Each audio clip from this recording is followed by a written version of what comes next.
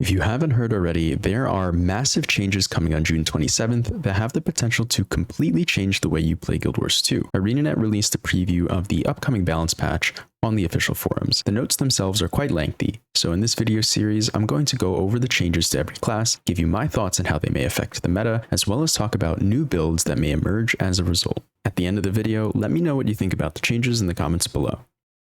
All right, so Thief got some acro changes. I think Sword Dagger Thief is going to be pretty fun after the patch. This is actually a big, wait, so hold on, where is it? So it's potentially a nerf depending on how big the cooldown reduction is. If it's only, let's say, like 1 to 3 seconds, it's not bad, but it is not very strong right now, because like right now you can, like, let's say reset your shadow step. It's kind of RNG, right? Or reset like one of your cooldowns. So like if you're running, like, let's say full defensive cooldowns, you get a lot of value out of improv. So this is honestly probably a nerf. This is a nerf to survivability, buff to damage. Pain response is a buff to survivability, so they'll just have way more Connie clear now, which is cool. This trait is very good offensively and defensively as well. So like I think Sword 2 might count as a movement skill. I don't know if Sword 3 will count as a movement skill like Sword Dagger 3. But getting resistance, I think it's probably going to be like 2 seconds of resistance every like 5 seconds. So this is pretty good. I actually really like this change. I think it's going to make things a lot easier for Sword Dagger Thief. This is a big nerf though. So this is a massive nerf. Like the nerf to improv and nerf to Swindler's Equilibrium are pretty large. So right now, your steal, so if let's say you're running Daredevil, right? So Swipe has a lower cooldown than the normal steal. Let me see, Trickery. Wait, why isn't this not swapping my? Oh wait, Daredevil doesn't have Swipe anymore. Okay, never mind. Anyways, so you get a 20-second cooldown on your steal normally when you're traded with Trickery, and with the current version of Swindler's Equilibrium, when you successfully evade an attack, your steal cooldown gets cut in half every 10 seconds. Oh wait, no, sorry, 25%. So if you dodge once currently, you get like a 5-second cooldown reduction on this, which is pretty good. And now with this change, you're gonna have to dodge. You're gonna have to evade 5 times in order to get the same effect. So I don't. I feel like this is definitely a nerf, because before you would get the 5-second CDR if you only dodged once. Now you have to evade like 5 times to get the same effect. So I don't really know. This seems like a pretty big nerf.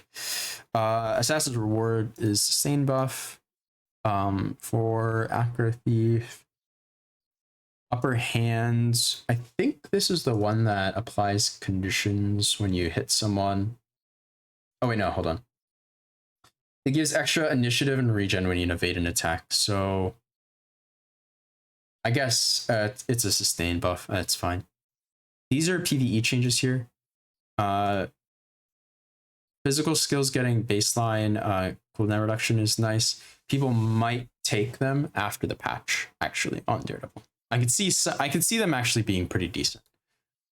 Maybe not the damage ones, but maybe Bandit's defense, maybe the heal. I think these seems like they could be decent in a PvP build. These are like PvE changes here. These are like PvE changes. Deadeye, no one. Okay, so like these are probably more targeted towards PvE as well. So this is nice though. I mean, stolen skills now grant their beneficial effects to like people near to your allies nearby, which is always nice.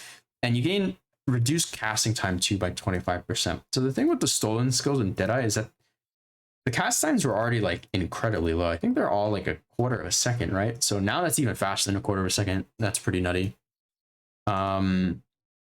These are PvE changes here. This Fire for Effect is more of like a PvE trait, I would assume. I don't think really anyone's going to take this in PvP. You guys can still see the, yeah, you guys can see, just make sure. So yeah, this is definitely a PvE trait. I don't think people are going to take it in PvP. It competes with the quickness. Actually, wait a second. Wait a minute. Honestly, people might take fire for effect over be quick or be killed. Because like be quick or be killed, it gives you 200 power and 200 precision for like when you have quickness, right? So it gives you extra power and precision. But fire for effect gives you might and fury, and it gives a lot of might. It's like 8 might per stack. I actually think this might be real good. Wait a second. Actually, it might be really good. Let me see. Where is steal time? So this just gives like really high quickness output. It'll always slow your target, and it'll stealth too.